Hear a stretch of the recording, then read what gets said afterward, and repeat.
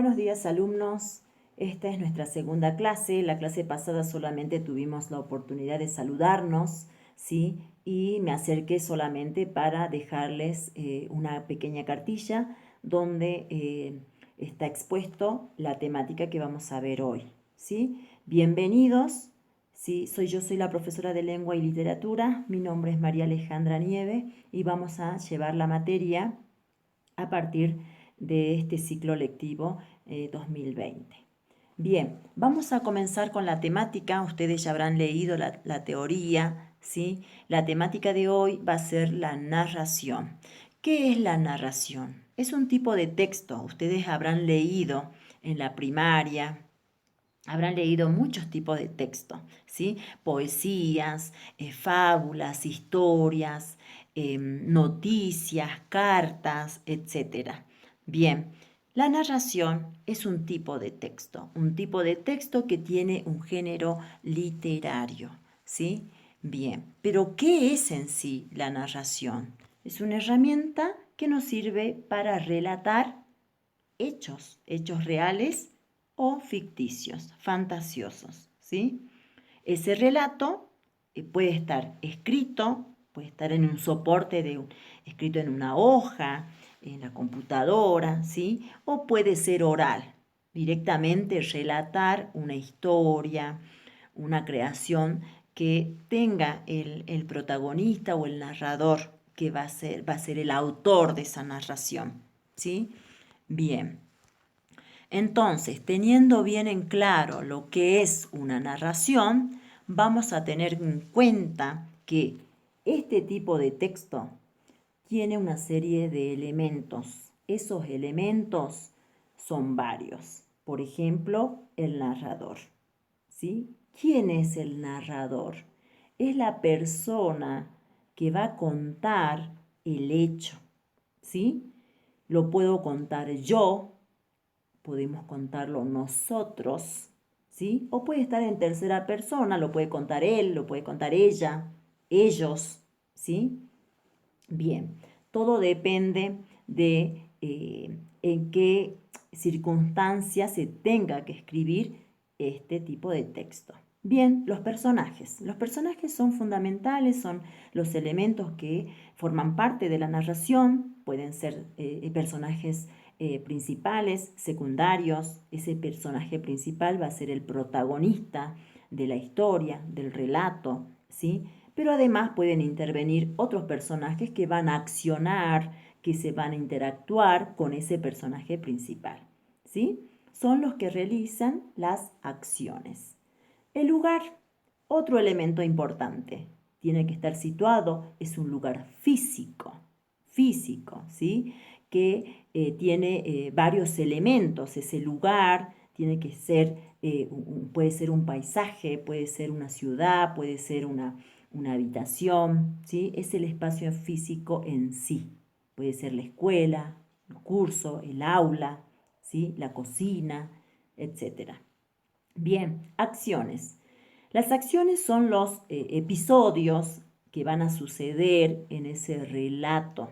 Son los hechos en sí que realizan los diferentes personajes, ¿sí? Bien, el tiempo. ¿Dónde se sitúa el tiempo para poder describir ese hecho? ¿Será en un tiempo pasado? ¿Será en un tiempo presente? ¿O será en un tiempo futuro? ¿Sí? Eso depende del narrador, del tipo de historia que quiera relatar, ¿sí? Teniendo en cuenta la estructura, ¿sí? Que es uno de los elementos de la narración, ¿sí? Vamos a tener en cuenta tres conceptos, tres partes que componen a esta narración. El planteamiento. Primero y principal, vamos a ver el planteamiento, cómo surge la historia, ¿sí? En qué tiempo está ubicado, en dónde está ubicado, ¿sí? Y a qué se refiere esta historia. Ese es el planteamiento del relato. El nudo. El nudo va a ser otra de las características que tiene esta estructura de la narración. Es el desarrollo en sí de ese relato. Bien, ese relato va a tener un conflicto. Ese conflicto debe solucionarse, debe tener una resolución. Esa resolución de ese conflicto va a llevar a un desenlace de la historia. ¿Sí? Bien, entonces un planteamiento del problema, el nudo en cómo surge el problemita, ¿sí? Y un final, que va a ser el desenlace. Puede ser un final feliz, puede ser un final triste, depende del tipo de narración que se encuentre, ¿sí? Bien, un ejemplo que podemos tener acerca de la narración es una fábula. Por ejemplo, les voy a explicar una fábula que se trata de el pastor bromista. ¿Qué sucede con este pastor bromista? Ustedes habían visto en la estructura que había una anticipatoria, había un planteamiento, ¿sí? Entonces, ¿qué dice esa historia? Cada vez que salía con su rebaño, un pastor gritaba con desesperación: ¡socorro! ¡Ayuda! Me ataca el lobo. ¿Sí? Bien, esas situaciones se llaman episodios. Son varios episodios que se desarrolla en esa narración. ¿Sí? Por ejemplo, hay otro episodio que dice: al escucharlo, los pastores acudían en su ayuda. Pero ¿qué pasaba? Siempre era una falsa alarma y el pastor bromista se burlaba de ellos. ¿Sí? Bien. Entonces, ¿qué pasa? En el punto 4 hay una resolución. ¿Qué pasa? ¿Qué pasa con ese cuento? ¿Cómo sigue? Un día oyeron en el campo los gritos de costumbre, pero los pastores, cansados de acudir en vano, no hicieron nada. Sin embargo, esta vez la desesperación era real. El lobo había aparecido y al no tener la ayuda de sus compañeros, el bromista acabó bajo las garras del animal. ¿Sí? Entonces, ese problemita que él había inventado de que venía siempre el lobo y le quería comer, los compañeros, los otros pastores, bueno, intervienen, vienen para ver qué le pasaba al pastor. Sin embargo, él se burlaba de ellos. ¿Por qué? Porque los hacía asustar en vano. ¿Sí? Pero ¿cómo se resuelve eso? Una vez que los pastores logran entender lo que pasaba, ya no acuden más a su auxilio. ¿Sí? Entonces, ¿qué pasa? Era de verdad. El lobo lo agarra a este pastor y se lo come. Bien, esta fábula tiene una moraleja. ¿Sí? Toda historia, toda fábula te deja una moraleja, te deja una enseñanza.